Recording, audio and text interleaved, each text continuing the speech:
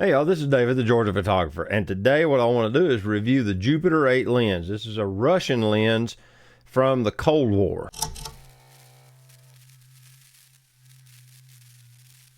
The fact that this is a 50mm f2 is what we're getting at, and it's full frame. This little tiny lens is going to get put on this great big Goliath Leica SL2 camera. To get the Jupiter 8 on the SL2, I need something like this. This is an L39 to L mount adapter ring. And as you can see, it's just a simple ring. And what it's doing is it's converting this 39mm lens mount thread from days of old to a Leica L mount that you put on your camera. This ring is very similar to the M42 rings in that it has the little set screws. So once you screw it on and you put it on your camera, if the scale for the hyperfocal distance isn't top dead center, you can loosen those 3 Allen screws and spin it till it is and then tighten them back down. And that allows you to time the lens so that you can see the hyperfocal distance scale on the lens and see the aperture values and all that sort of jazz. To give you a little background on this lens, what you have is the front ring is the aperture ring, the back ring is the focus ring. And they do that, I'm assuming, on purpose. It's a declicked aperture. In other words, it has no aperture detents. You just kind of turn it to wherever you want, and it's on there. Now, for minimum aperture to maximum aperture it's less than a quarter turn. It's probably 1/5 of a rotation. 20% of a rotation goes from F2 to F22, and it does it pretty aggressively. And it's got 2 sets of scales for some reason. I guess depending on how you're looking at the camera, you can see it. But yeah, there's one over here on the side and there's one on the top too. It's kind of unusual. But you just kind of set it where you want it, and then you got to be real careful to not bump it while you're focusing or move it with your finger, because you can easily drive it off of whatever aperture you want without even trying. All right, I put this together and I put it on my SL2. And then I made a bunch of video and I took a bunch of photos with it over a couple of days. And on these photo walks, I don't know what I did with the camera wrong, but all of the footage is bad and I lost it. So I have no footage from the actual photo walks. I just have the photos, which is kind of a perk. I still at least have the photos. What I'm going to do is I'm going to switch over and I'm just going to show you the photos and kind of give you my thoughts on the characteristics of the lens based on what we're seeing in the photos. This is just a photo of a mailbox, as you can see. There's nothing real special there about it. The picture isn't what we're concerned with. What I'm concerned with is the bokeh in the background. If you look at the bokeh, you can see it's kind of got the swirly bokeh a little bit in the grass, and it's trying to do soap bubble bokeh up here. But it's pretty characteristic of a vintage, essentially sonar or tessar lens. It's a 3-element lens, so I'm assuming that's a tessar. I'm not real sure, but it's a knockoff of a Zeiss lens, essentially. Now let's go to the next image. I think this button does that. Yeah, we walked around the industrial park in Trenton, and I tried to get like some distance shot with it, and I tried to get some up close stuff with it. And that's where the mailbox was as well. But as you can see, it's kind of low contrast, a little bit washed out. This could be brought back in editing pretty easily. What this would do would give you a pseudo log profile if you were to shoot video with it. And since it has a clickless aperture, that's a kind of a perk. You can do aperture pulls with it. Of course, a running away photo. I just sat down in the road between the 2 rails and took a picture down the railroad tracks. I think this is at f8, might be a little higher, I don't remember for sure. I tried to shoot most of this at f8 to give the lens the best possible chance of success. And you can see the picture looks pretty good. When the sun's not shining on the front element, you get pretty decent contrast.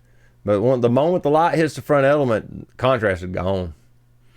Okay, this was in complete shade, and I was trying to get the fence. Tried to see what kind of distortion it would have around the edges, and it doesn't have much. The distortion doesn't look bad, like it don't have what they call it, pin cushioning or whatever the other version of distortion is.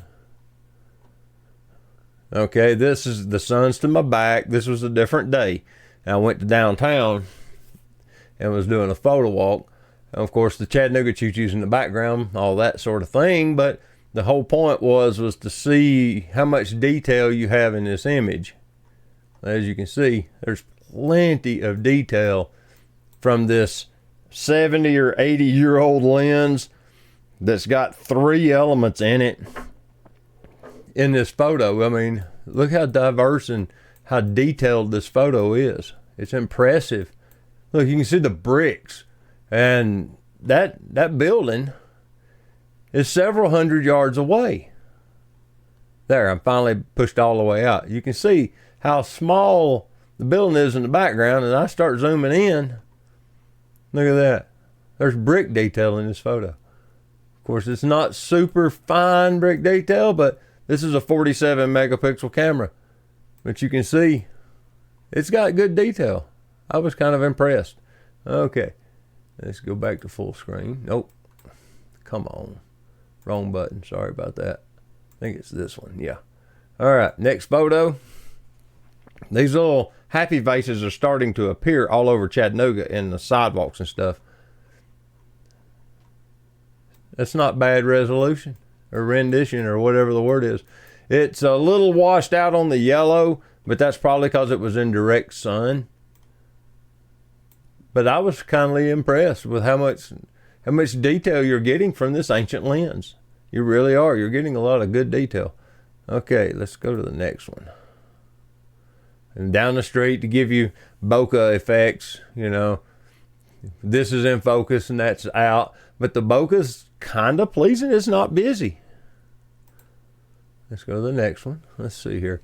Bicycles in the foreground. The background blur. This is probably at f5.6 or so. I probably bumped the aperture ring at some point. You can see the background starting to push out a little bit.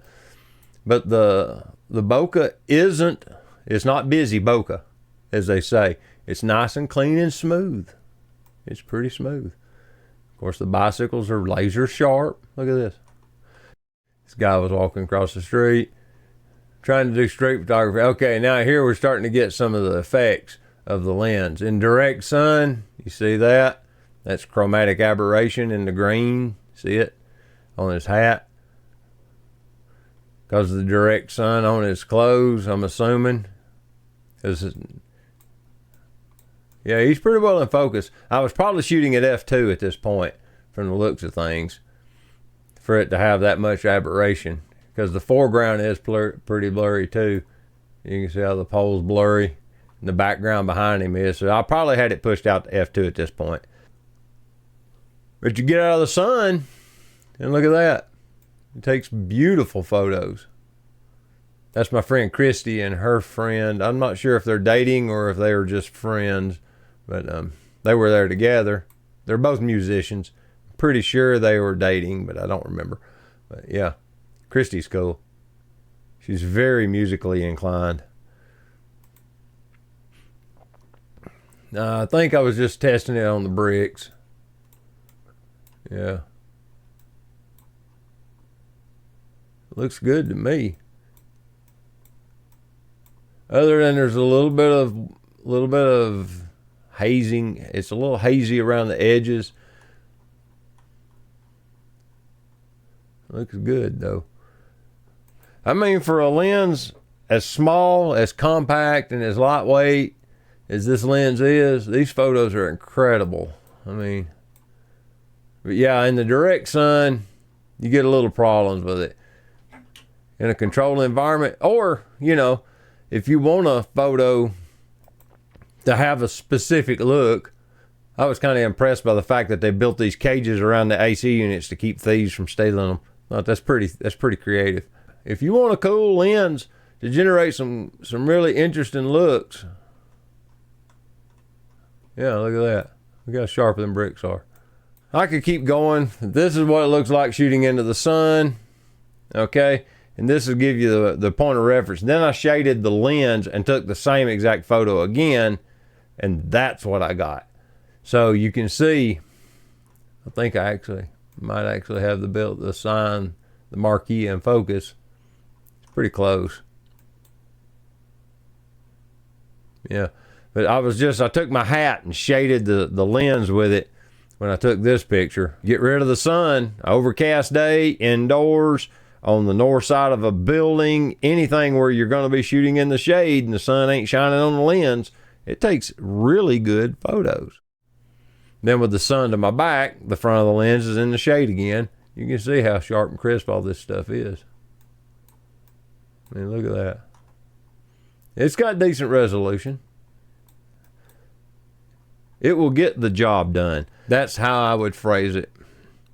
I'm going to switch back to me. No, I won't either, because I ain't got the right one up here. There we go. But yeah, this little lens is a lot of fun. You know, would I try to earn a living with it? I mean, if I didn't have anything else, I'd use it. You would absolutely be able to get photos with this. You would need to take more photos to make sure you got a keeper, and you need to practice with it.